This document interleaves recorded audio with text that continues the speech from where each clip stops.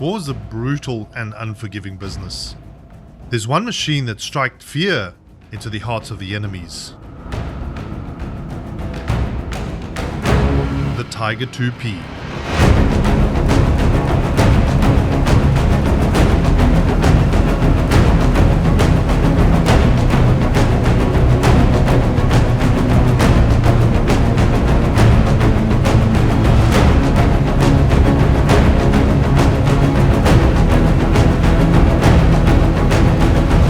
On the battlefield, there's no room for error. One mistake can mean the difference between life and death.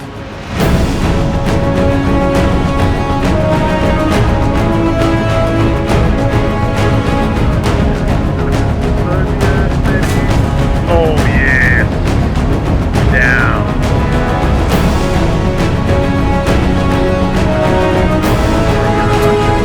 What's that?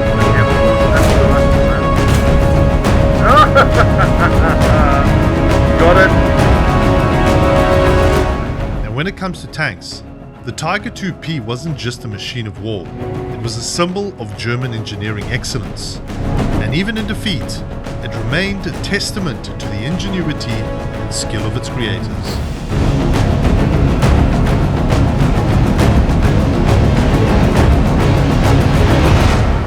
This is its story.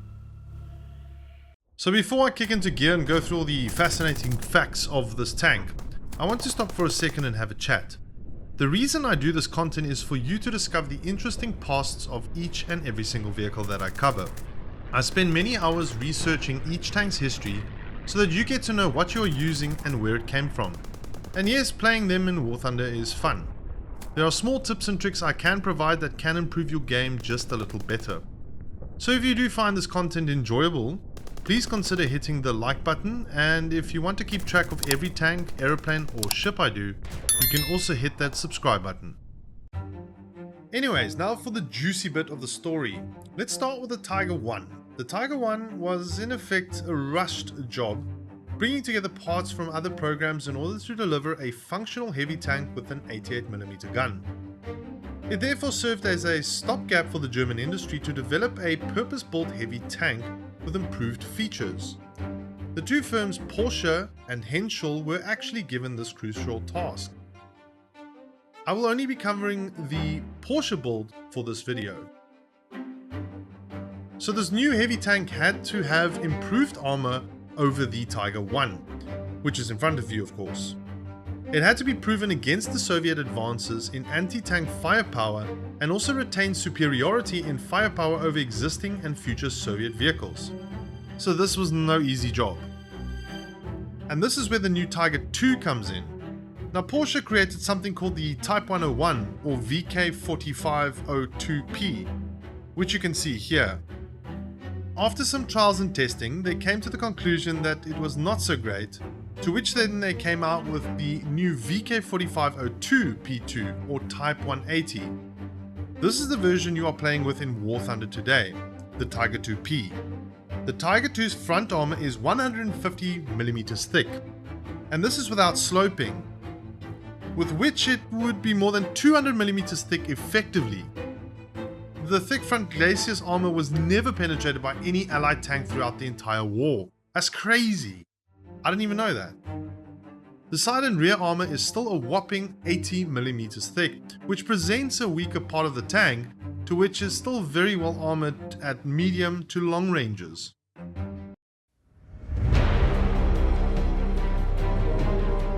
Now, let's take a look at the Tiger 2P in action, specifically its gun. In War Thunder, this tank is a force to be reckoned with.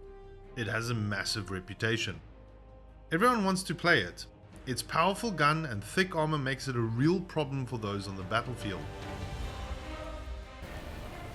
Talking more about the gun and to be more detailed, the tank's main armament was an 88mm KWK-43 L71 gun.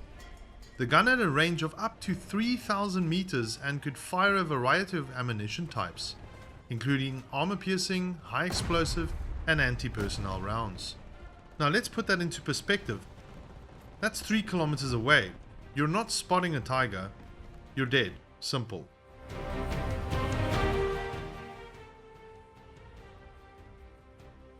Now in the game, your main focus would be around armor piercing with an explosive filler.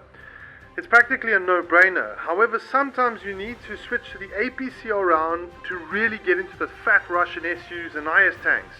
But generally speaking, the filler stock round is perfect for this vehicle. Now speaking more about the interior, the tank also had a crew of 5, including a commander, gunner, loader, driver, and radio operator. Historically, in the hands of a skilled tank crew, the Tiger 2P was a deadly weapon. It could take on enemy tanks from a long range, meaning return fire from the Allies was either obsolete or just non-existent. Up. Okay, let's go. Let's try and find... Oh, there is something here. Oh, and it hit me again. It's continuously hitting me. Wait, oh, my armor! Just too good. Goodbye! You're out of here. A T-85, most likely. T-34-85, sorry. Oh, in the turret. Goodbye. I can swing around. Pop one shot. Oh, there we go. That's another Russian tank. Oh, what a shot. It's not a Russian tank. Sorry, it's an M36. Well, that was pretty hit. Oh, my armor just jumps it. Easy peasy. Come again. Oh, it's getting taken from the side. Nice! Out of the picture. There we go. This by definition means that the tank actually has a dual purpose. It can do well in medium to short ranges because of its insane armor, but can also easily fit in as a long range sniper. Right, let's take a closer look at the Tiger 2P's other statistics. The tank weighed over 68 tons and was powered by a V12 Maybach HL230 P30 engine, which gave it a top speed of 28 miles per hour. Now that is not exactly slow per se, which means having one of the heaviest tanks in the war driving at that speed is pretty damn scary. However, despite the slow speeds, the Tiger 2P makes up with its reputation. Its powerful gun and thick armor made it a force to be reckoned with, and it literally struck fear into the hearts of Allied soldiers. There's something that's been fired. Let's see if I can pot it from here. Re-aim. Out of here. Oh, that is so nice. At 88 millimeters, literally just taking out my teammates here.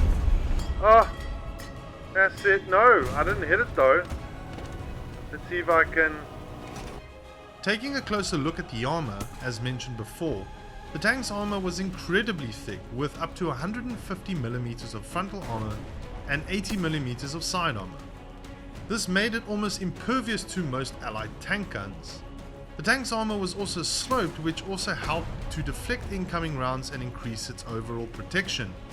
The actual armor efficiency at the front is just insane.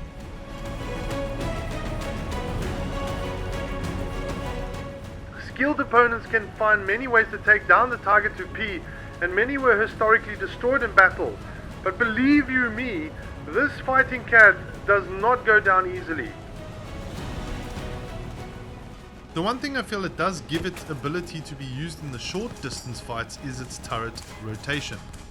It's quick enough and allows you to turn to opponents fairly easily, especially considering this tank's size.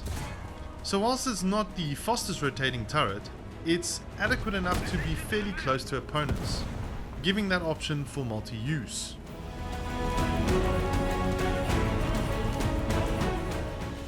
That, plus the armor puts you in a good brawler position, so you can go toe to toe with some of the best Allied tanks in close combat at the said battle rating.